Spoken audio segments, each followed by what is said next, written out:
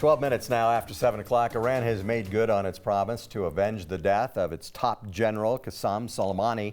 It attacked Iraqi bases housing U.S. service members. The retaliation has put national security watchdogs on notice. So today, we brought in Dr. Richard Moeller. He is a professor of political science at Metro State University, specializing in international security. Thank you for coming in. Thank you for having me. So, Dr. Moeller, these retaliation attacks don't come as a surprise. So how should the United States and even other countries prepare for what could come next? Well, I think, we have the press conference coming up at 9 o'clock. Right now, I think overnight, people felt somewhat relieved this morning, especially when we look at the rhetoric that's been used. The president has tweeted that all is well was kind of the first thing he lets us know. There's kind of a de-escalation in the rhetoric. Iran this morning said that they were in a defensive posture and that they didn't have any desires for a war. And both of those things are very good to hear. It's healthy language.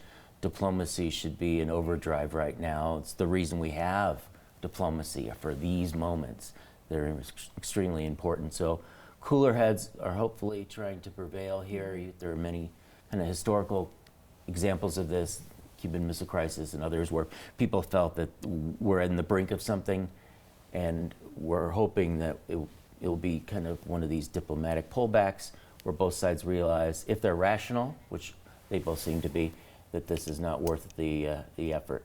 Yeah, I think it's good news too. It's been over 12 hours and nothing has happened yet. So along those same lines, you mentioned that the president is going to address the nation actually at 9 o'clock this morning, Denver time. What would you like him to say? What do you think he should say? That he's working within diplomatic channels to try to come to some kind of resolution over these hostilities. And we don't need a back and forth, tit for tat, who's going to take the more aggressive, defensive, retaliation based on their emotions and things like that. That could be very dangerous. Hopefully, I think the United States is in a position now that they can say, well, we're going to kind of put more sanctions and economic pressure on you, and that's going to hurt you even more than launching missiles or something to that effect. And in some ways, that is true, overall, especially for the regime. Although the people themselves are, there's so many internal battles within Iran over the direction of the country, and the United States is kind of trying to figure out what's at play there. And it's somewhat of a closed-off state, so we don't have a lot of information. Right. So also today, Congress is expected to get an update on the intelligence behind the airstrike that killed Soleimani. What does it say that Nancy Pelosi is looking to limit the president's war powers through a House resolution?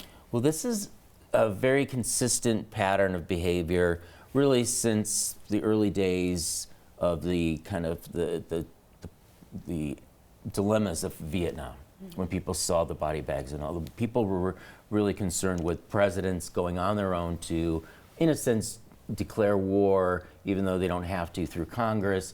Back, of course, when the Constitution was written, wars took 3 or 4 months just to get going with the ships. And so a lot of things have changed. And so in the past, Democrats and Republicans have both pushed back against the executive of a different party. And this is no different. And it's a healthy part of government. Dr. Richard Moeller, thanks for the insight. As always, we appreciate it. Thank you. All right.